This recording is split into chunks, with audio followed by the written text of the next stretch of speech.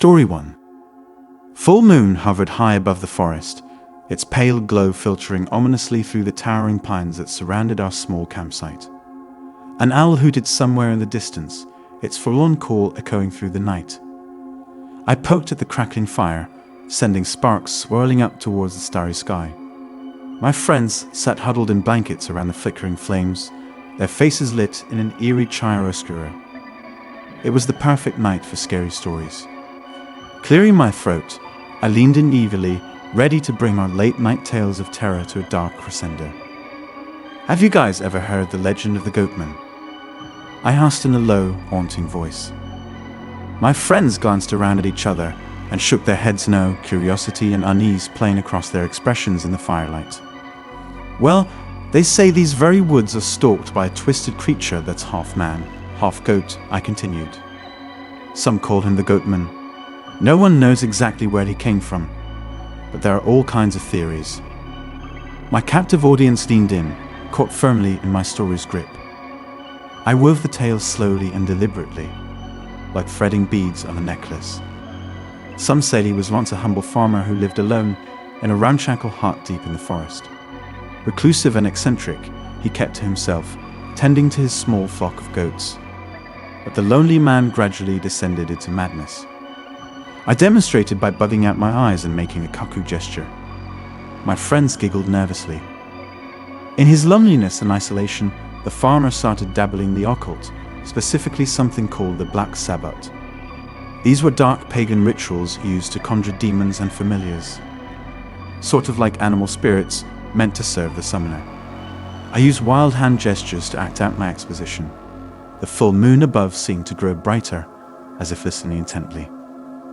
Well, during one failed ritual, the farmer accidentally summoned a powerful demonic presence into his home. It possessed his favorite goat and mutated the animal into a huge hairy beast with horns and claws. The demon also corrupted the farmer, twisting his body to match his pet goat. I gnashed my teeth and clawed the air for emphasis. My friends recoiled, both terrified and enthralled. The night woods took on a more sinister edge. When morning came, the farmer had been transformed into the grotesque half-man, half-goat monster we now call the Goatman. Neither fully human nor beast, he fled into the forest, cursed to dwell there for eternity. I picked up a stick and dragged it airily across the dirt, eliciting some shrieks. The fire crackled louder, as if reacting to the story. Sightings of the Goatman have been reported in these woods ever since, I continued. Glowing red eyes peering from thickets, heavy trumps that sound half cloven hoof, half boot. Campers have heard bleating cries echoing through the trees at night.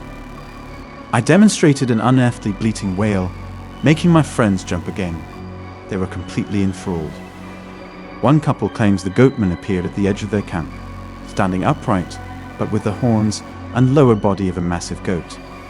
They'd fled in terror, but not before seeing his twisted, semi-human face snarling through the shadows. I gnarled my facial features into a grotesque mask, baring my teeth. Excited murmurs rose from my rapt audience. So if you go hiking through these woods, beware the Goatman, I concluded honestly. He lurks among the pines and caves, hungry for human flesh. They say he especially targets groups of campers like us, seeing our fires and hearing our voices through the brush. So don't stray too far from camp tonight. Right on cue, a loud snap rang out from the forest shadows, like a branch breaking underfoot. We all gasped and froze. Our hearts seemed to stop for a beat. The woods around us remained still and silent, almost unnaturally so. The dancing firelight cast twisting shadows between the trees. Probably just a raccoon. I offered weakly, trying to calm my own racing nerves. The others nodded, though we were all scanning the tree line anxiously. I noticed my friends pulling their blankets tighter as I stoked the flames higher. On second thought, maybe we should turn in soon, Lily suggested with a shiver. I'm suddenly really tired. We hastily doused the fire and retired to our tents, leaving the creepy moonlit forest behind for nylon walls and sleeping bags. But as I zipped myself in and switched off my flashlight, the eerie quiet pressed in. I realized the usual night symphony of insects and frogs had gone silent. like the forest was holding its breath. I tossed and turned in my sleeping bag to the soundtrack of my pounding heartbeat. Every little noise made me flinch. The rustle of raccoons scrounging for scraps, the hoot of an owl, the wind whistling through the trees. When the first birds began chirping in the pre-dawn light, I finally drifted off utterly exhausted. But my sleep was plagued by twisted visions of a lumbering beast with glowing red eyes traipsing between the shadowy pines, bleating a human scream. I awoke feeling unrested. Judging from my friends' bleary expressions over breakfast, they hadn't fared much better. That damn Goatman story was just a little too convincing last night, Max said with a yawn. I barely slept. The others murmured in agreement. As creepy as we found the tale in the moment, daylight had returned logic and reason. Monsters and demons were once again relegated to myth and imagination. Nonetheless, we decided to cut the trip short and headed home before dusk. None of us cared to test the Goatman legend twice. Back in the safety of my apartment, I tried convincing myself it had all been an illusion conjured by fatigue and an overactive mind. But deep down, questions lingered. What had made that branch snap so vividly on cue? And why had the forest gone so eerily, unnaturally quiet right after, almost like a held breath? I told myself it was just coincidence. Wildlife following its natural rhythms, utterly indifferent to my spooky tale. But part of me wondered if I had conjured something more sinister than I realized through my evocative storytelling in those dark woods. If by giving form to the legend around the fire, I had breathed dark magic into the pines, feeding an ancient evil that slumbered there.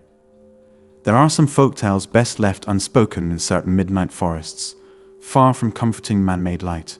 Some legends that should remain undisturbed in the vague hazy space between possibility and implausibility, never brought to life by vivid words and a willing imagination. The human mind harbors a powerful magic, one I used recklessly that night under the full moon. I thought it mere entertainment. But looking back now, I wonder if I let something in that should have remained out there in the unknown. Something with crimson eyes and a human face that still bleats in my most uncanny dreams, the Goatman. Story 2. The wind howled through the trees like a mournful cry as we all gathered around the crackling campfire. Shadows danced ominously just outside the ring of orange light as I prepared to spin my most haunting tale yet. Have any of you heard the legend of the Pale Watcher? I asked in a chilling conspiratorial whisper. My friends glanced around uneasily at each other and shook their heads, curiosity mingling with fear on their faces. Savoring the moment, I took a deep breath before launching into the macabre legend.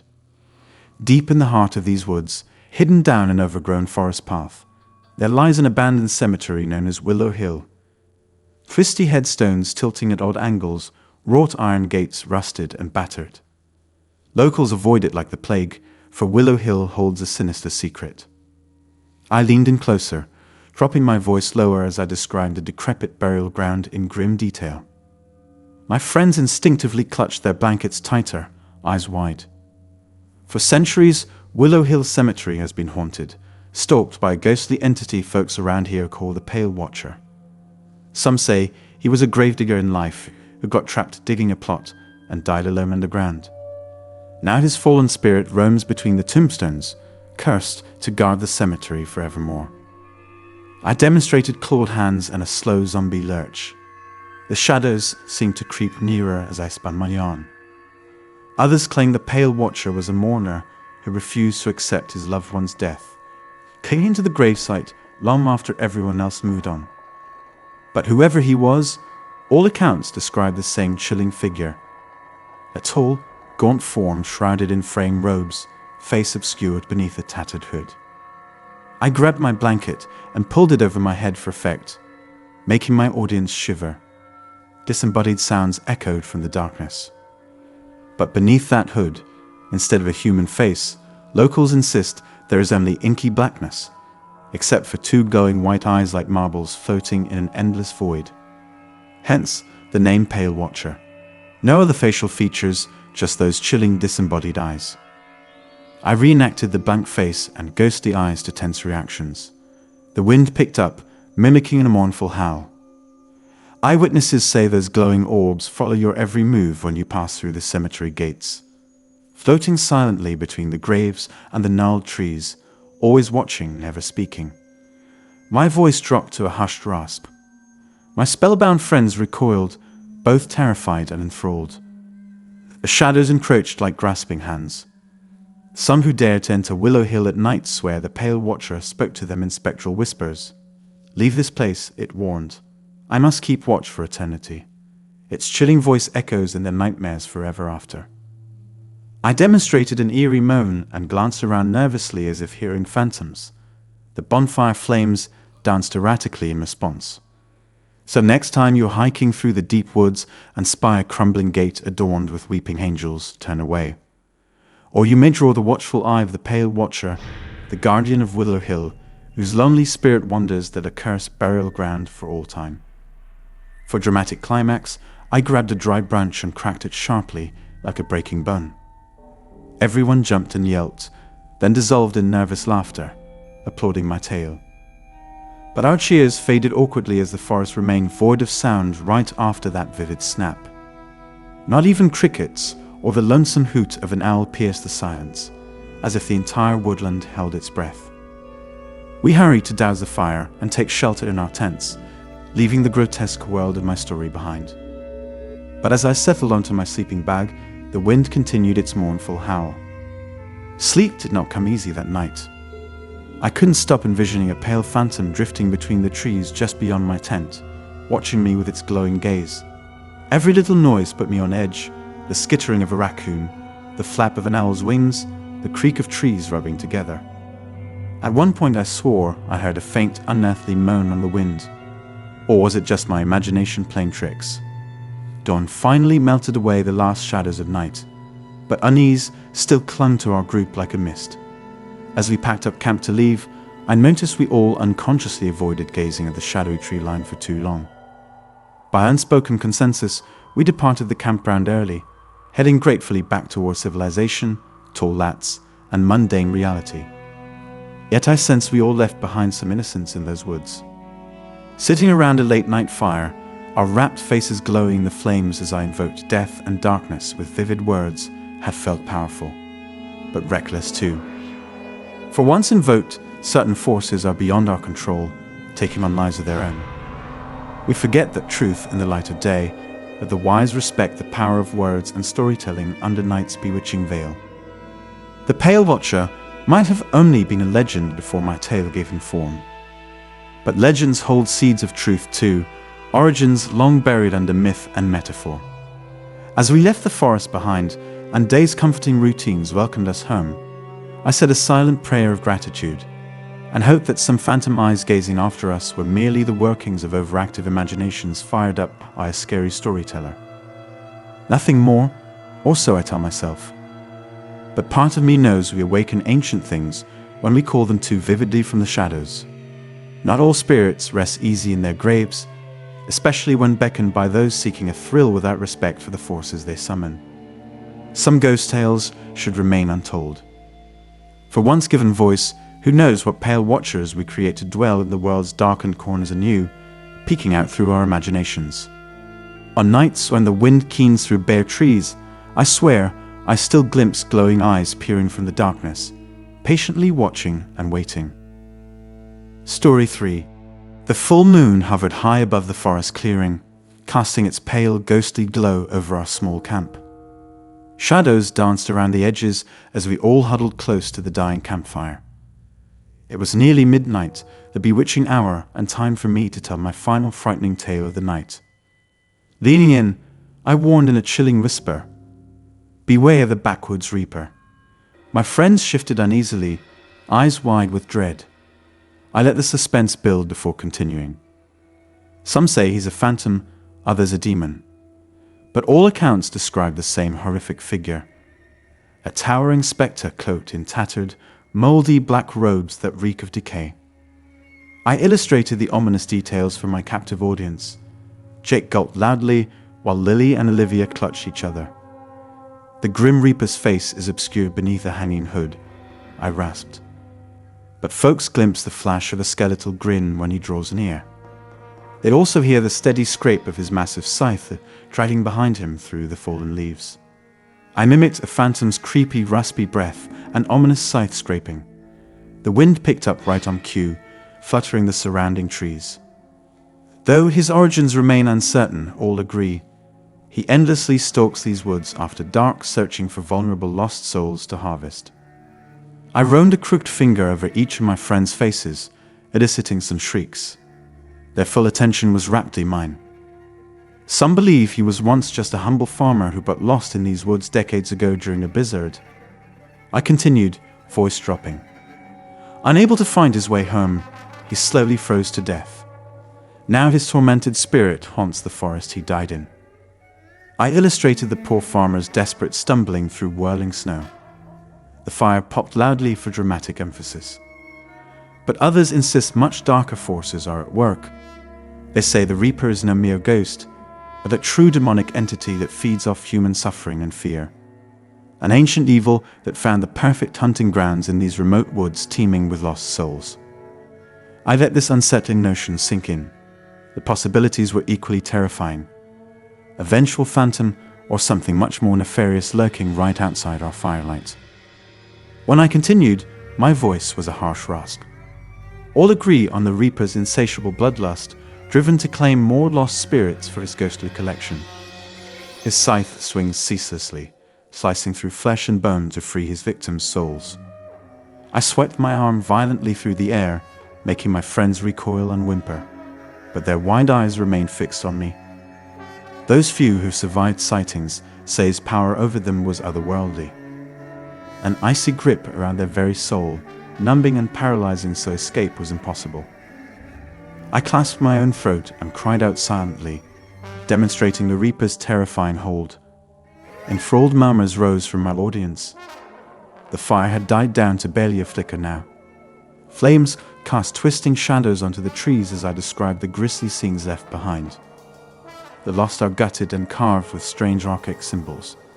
Their skin rose pale, eyes clouded, as he harvests every last drop of life force. My voice shook with haunting conviction. My friends glanced around uneasily at the pressing woods and the writhing shadows that seemed alive. Some swear if you listen closely on bitter winter nights, you can hear the Reaper's raspy breath drifting on the wind, and the scrape of his scythe against the frozen ground, seeking you. I demonstrated the phantom's creepy wheezing and mimicked the scythe's scrape. The bare branches rattled as if in response. Concluding ominously, I warned, so if you find yourself lost after dark in these woods, pray the backwoods Reaper doesn't find you first. For once his icy grip takes hold, it never lets go. He'll drag you down into the darkest depths of the forest to join his collection of harvested souls.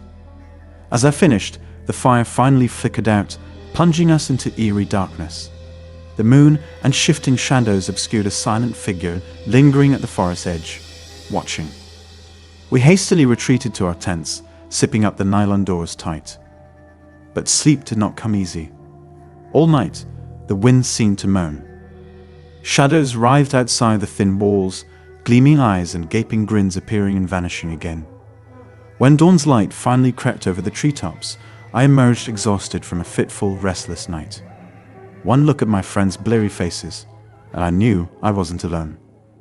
We packed up camp in record time, avoiding the dark tree line where phantom shapes seemed to slither and contort in the shadows. Relief washed over me once we hit the main road, leaving the haunted woods behind. But my spine tingled the whole drive home, certain the Reaper still lurked right behind us, scraping his scythe in anticipation. In the comfort of my apartment, I convinced myself it was all just spine-tingling fiction spun from moonlight and mystery. But there are some legends that linger. Now when night cloaks the trees in shadows, I find myself glancing over my shoulder, avoid the forest's dark heart. Watching for restless spirits, I may have unwittingly beckoned from beyond the veil. For these woods still whisper, remnants of my horror stories stirring in the tangled brush and creeping mist. Ancient forces that seize any chance to slip through the cracks we carelessly open. And once given form, not all phantoms so easily fade back into myth when sunlight returns. The Reaper's raspy breath still haunts my unwary dreams. So I'm more careful choosing campfire tales now, cautious what I invoke in the flickering firelight. For the line between legend and reality grows hazy out there under the sway of full moon and snapping flames. And the darkness always listens, ready to snatch our deepest fears straight from imagination's depths. The woods keep secrets too terrifying to be named by light of day. But there are those moonlit nights when restless spirits come roaring to life, summoned by whispered legend. Hungry for the souls of the foolish, the unwary, the ones like us seeking idle thrills. Tonight, the Reaper walks once more, and the woods are silent in dread of where his hooked shadow falls.